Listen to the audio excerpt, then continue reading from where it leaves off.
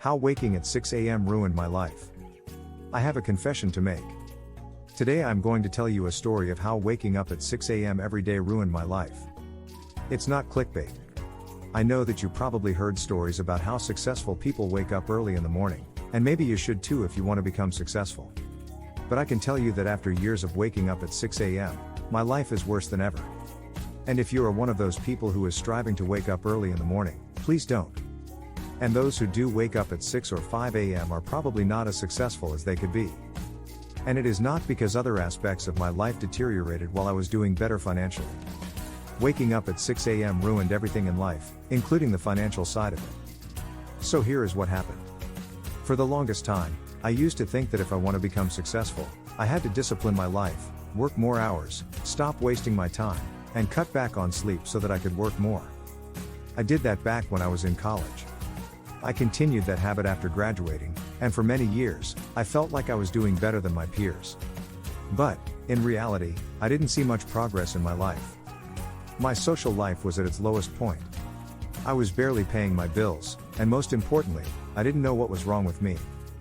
I was depressed and anxious because even hitting the gym consistently for more than a year didn't help me achieve any meaningful progress. I still was that little skinny guy who desperately wanted to achieve something but never came even close to that. There was something missing, something that held me back for a long time. You won't believe it. But it was sleep. You see, I have always known that sleep is important, but I never took it seriously. I disciplined myself to wake up at 6 a.m. every single day, no matter what, even on weekends. I have heard doctors say that you need at least 8 hours of sleep to function properly, but I have always thought that's the lazy way to approach life. I mean, when you sleep, you are not doing anything productive, so I might as well try to minimize the number of hours I sleep so that I can work more, and that was my biggest mistake. Because even on the days when I would go to bed after midnight, I would still wake up at 6 a.m. The lack of sleep affected all aspects of my life, especially the quality of my decisions. You see, when you sleep, your brain does one of the most important functions. Throughout the day, you consume a lot of information every time you read something, watch a YouTube video, or meet people. All that information is usually saved in your short-term memory. Your brain works somewhat like a computer. It has a short-term memory like RAM as computers have and a long-term memory like a hard disk. When your brain doesn't get enough sleep, most of that information gets stuck in your short-term memory. That's why it's almost always much easier to focus or work an hour or two after you wake up. In other words, less sleep equals a less effective brain. If you are doing something that doesn't need a lot of brain work, then you might not realize a huge difference, but if you need to think or do creative work, then your brain will struggle. So if you want to maximize your productivity, all you need is a little more sleep. But it's not just about the number of hours you sleep, but the quality of sleep you get. In order for your brain to truly rest, it's not enough to lie down on your bed. You need to get rid of all the possible distractions. If there is a music playing somewhere around you or the lights are on, your brain is going to be active to a certain extent because it recognizes that light.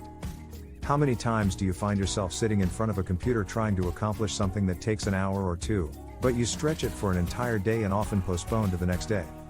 If you could just focus, put all of your willpower into it, you could finish it in an hour. So here is what I started doing. I minimized the number of hours I work. Instead of 14 or 15 hours of work, now I work only 8 to 10 hours, and I make sure that I get 7 to 8 hours of sleep a day. In fact, I do not even set the alarm and let myself wake up naturally whenever my body feels like I have had enough sleep. I understand that in the first few hours of the day, my brain is going to be at its peak, so I try to do creative work in the morning. If I eliminate all the distractions and push myself to just focus on the work that I am doing, I can get done more in 2 to 3 hours than I would in an entire day. So stop thinking in terms of how many hours you work, but focus more on how much you can get accomplished. If you can get your brain to work more efficiently by having more sleep, there is no point in trying to work more and cut back on sleep. We didn't even talk about all the health problems lack of sleep causes, such as cancer, heart diseases, heart failure, high blood pressure, stroke, diabetes, depression, anxiety, and a shorter life overall.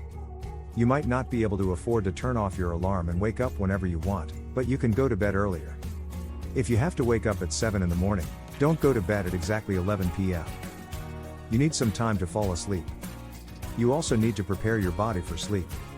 So make sure that an hour before you go to bed, You are not doing anything that could keep you awake in the bed for hours, like lifting weights or eating something heavy.